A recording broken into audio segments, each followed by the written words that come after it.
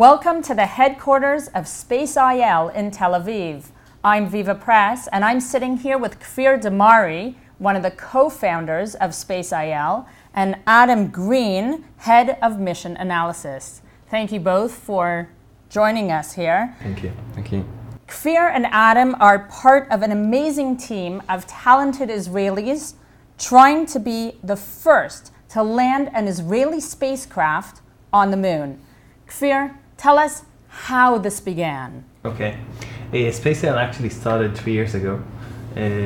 For me, it started with a Facebook post. A friend of mine called Yariv, who were like Facebook friend, wrote that he wanna open the first Israeli team competing in the Google Lunar XPRIZE. I told him that if you're serious, I'm in. And the three of us, Yariv, Jonathan, and me, met together and started to design how we're actually going to do that. I mentioned the Google Lunar XPRIZE. It's actually a competition that Google is giving the prize, but the XPRIZE Foundation is actually running it. And in order to win that competition, you need to land an unmanned vehicle on the moon, move it 500 meters, and transmit images and videos back to Earth. We decided that we want to open the Israeli team, and this is how it began. There were 33 teams that started in the competition, including Israel's. 15 dropped out along the way. There are 18 left. Adam, what kind of pressure is there between the teams? I mean, there's always pressure with designing a lunar mission. It's inherently difficult, but we've been through a lot of very thorough design reviews along the way over the last few months and years. We're confident in our design, and we're very thankful to all the thousands of people that are backing us. That really spurs us on. But NASA's saying that the SpaceIL team is one of the favorites, if not the favorite. There must be some extra pressure there that not only are you one of the 18 teams left in the running, you're expected to win. I mean, it's great to be at the top, but it also gives us more confidence in our design, and that comes hand in hand with the pressure.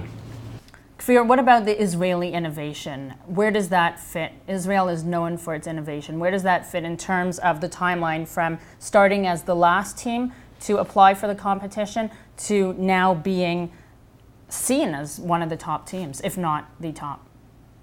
People don't know about it, but Israel actually builds smaller and lighter satellites than anywhere in the world. So we have the privilege that we have this technology here, and we can use that in our program. This is why our spacecraft is going to be the smallest spacecraft that was ever designed to land on the moon. But we realized from the early beginning that it's not just the technology that we have here, we have to think different. And when we registered, we were actually the last team to register to the competition. We registered on the very last day. And there were teams that registered even 2 years in advance. And so we realized that if we want to do something different, if we want to think differently, we have no chance. So even in the early beginning, when we started, when we sat down, we looked at what other teams are doing. And they actually started building the rover. As I said, you need to land on the moon, move. So they started building the rover that will allow them to move on the moon. You have to move 500 meters. Exactly. So we realized that if we'll build a rover, we have no chance. Okay, so even if you look at our spacecraft, there is no opening for it. There is no rover that is going to go out. We're actually going to land on the moon, light up our engine again, and then move up, land 500 meters away, and that's it. No rover. And with that small decision, I would say, we were able to save 2 years of R&D. So that's just one example on the way we try to think differently. Adam, does it matter where on the moon you land? If you land on a rock, will it change the balance of the spacecraft? Right, yeah, it makes a big difference. We have a lot of complicated algorithms that will scan the moon using data that comes from satellites that are already, NASA satellites that are already flying there. And we can get 50 centimeter pixel images of the moon, and we can analyze to make sure that we don't have rocks bigger than a certain size, and that broadly we land in an area that's quite flat. Also, dust is a very complicated issue on the moon. Operating on the moon is an incredibly harsh environment. Even the Apollo astronauts, when they were walking around, experienced that they had scratches on their visors from the dust that was in, not that the moon has an atmosphere, but dust floats around. So we have to select sites that meet all of those stringent requirements. The Israeli innovation obviously is the big difference between the Israeli SpaceIL team and the other teams, but there's another difference, and that is that SpaceIL is the only NGO team. Sure. Why? Okay, when we started, it was obvious to us that this is not our spacecraft. It's a spacecraft for Israel. And we started working, but from the early beginning we realized something else, that we wanted to be the first spacecraft, but not the last. We want to make sure that there will be more scientists and engineers to build the next spacecraft. And this is why we decided to be a nonprofit and to donate the prize, the actually $20 million prize, to that cause, and also do a lot of work already today. Besides building the spacecraft, which is a huge effort, we're also doing a lot of educational work. We have volunteers that are going to schools and meeting kids and telling them about the story. We're working with the Ministry of Education, with a lot of other educational partners in Israel and abroad, in order to reach the kids and help them understand, what this spacecraft is all about. Okay, it's about Israel being able to do an amazing thing, but it's also about science, about technology, and want them to feel part of this mission. Well, you mentioned what the spacecraft is all about, and we're sitting beside a model of the spacecraft. Mm-hmm. It's quite small, actually. Usually size doesn't matter, but in this case, size does matter. Adam, maybe you can explain what this washing machine on stilts is all about? Sure. Like you said, size does matter, and especially when you're designing a spacecraft, the cost of getting a spacecraft into space is proportional to how much it weighs. So we have every incentive to get that weight down. This actually is planning to be the lightest and smallest spacecraft to ever land on the moon. And we can kind of take advantage of the fact that in the Apollo missions, all the computing power that was used for those missions can now fit into a smartphone. So this washing machine thing that you can see here is basically a series of smartphones with about 80% fuel and all of the structure and sensors that needs to transfer that onto the moon. So we can take advantage of that fact and the fact that Israel is very innovative in designing small spacecraft. We're sitting, here with this. If you could just point out what's what. This is actually, it's important to realize it's a one-to-one model of the spacecraft. So this is the actual size. Okay, it's really, really, really small. Amazing. As Adam said, the electronic box is around 3 cellular phones sitting here inside. Most of the spacecraft is actually the fuel tanks. Beside that, we have the huge engine underneath it, push us forward. We have thrusters to navigate. We have the antennas, 2 antennas in order to control the spacecraft, and 1 antenna in order to transmit videos and images back to Earth. There are going to be, you can see here, cameras, but there's actually going to be a lot of cameras in the spacecraft. We use a lot of optical navigation on our way to the moon and when we're actually going to land. Beside that, we have the power, the solar panels, and a battery inside, but this is more or less the spacecraft. It's a small craft, but you mentioned a little bit before, you need some big funding to get this small baby up into space. You are now celebrating a $16 million donation to the SpaceIL campaign. Can you tell me a bit about what it feels to get that boost, and will it get you to where you're going? It's an amazing thing for SpaceIL and for us. I would say that today we're in a point that we have all the critical funds in order to make this dream a reality. We're still fundraising, and we still need to get some more money, both for the spacecraft and for making the impact, which is a huge thing for us. How about the crowdfunding campaign? The crowdfunding campaign is actually a way for us to allow people to take part in the mission. We want to allow everyone to buy a ticket in our spacecraft and be a passenger in the Israeli journey to the moon. We're going to open that crowdfunding campaign around 2 months from now, and hopefully everyone will join and be passengers. Adam, what kind of budget are we talking about for a general space mission? Most people don't know. How much money do you need to get off the ground?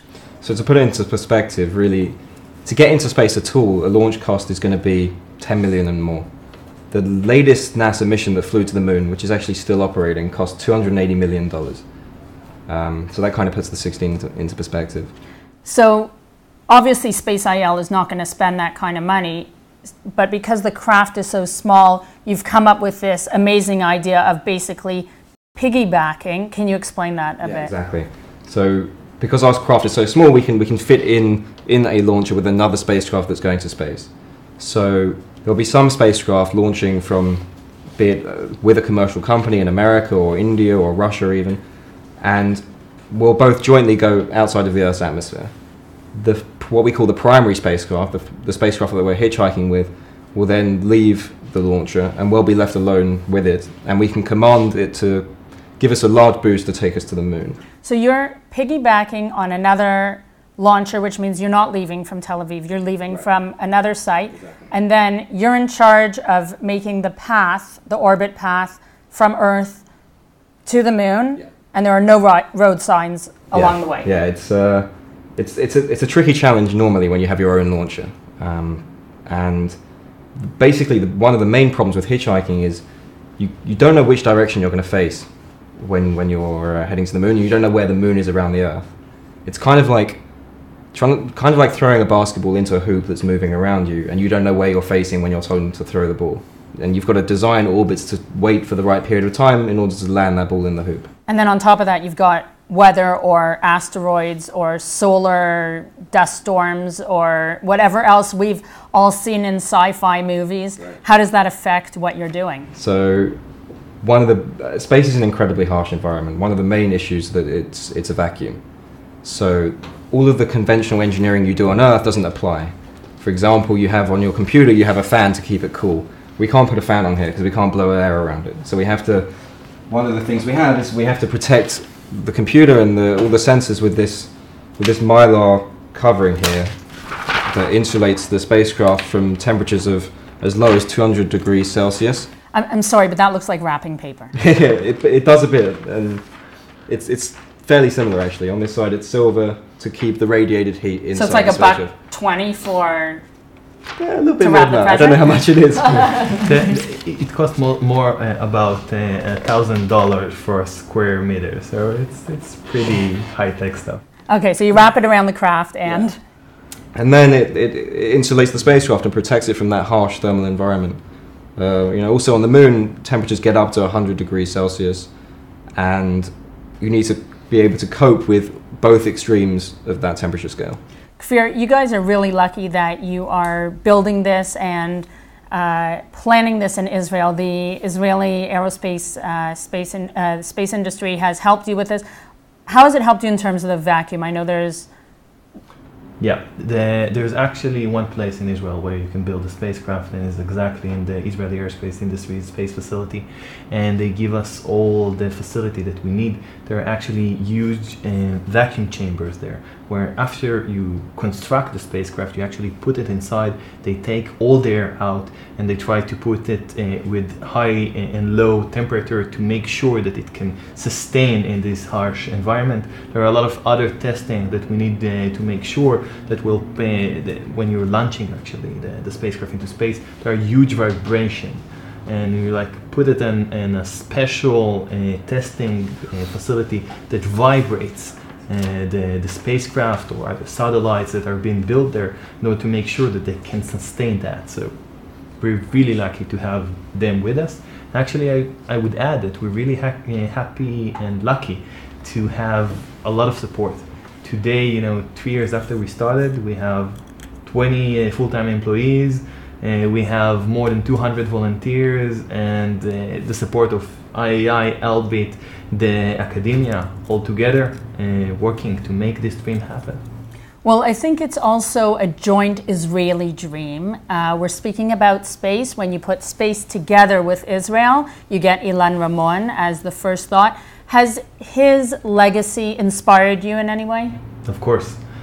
For us, Ilan Ramon started something, and we see ourselves as, the followers. He inspired us to do that. He was unfortunately, killed during the accident. But even with that, he was able to inspire not just us, I would say, a lot of kids in Israel. And I really hope that there are more that beside us that will follow, and hopefully in the future we'll have Israeli astronauts flying in Israeli spacecraft to the universe. Do you believe that SpaceIL's mission can inspire the children? Are you going into the schools? What are you doing to build the education base around it? So we're actually doing a lot of work. We're not waiting for the launch of the spacecraft. Or for the win. Or for, yeah. Okay. We're already doing a lot of work today. I would say that, in 1969 when Apollo landed, something happened. Today they call it the Apollo effect.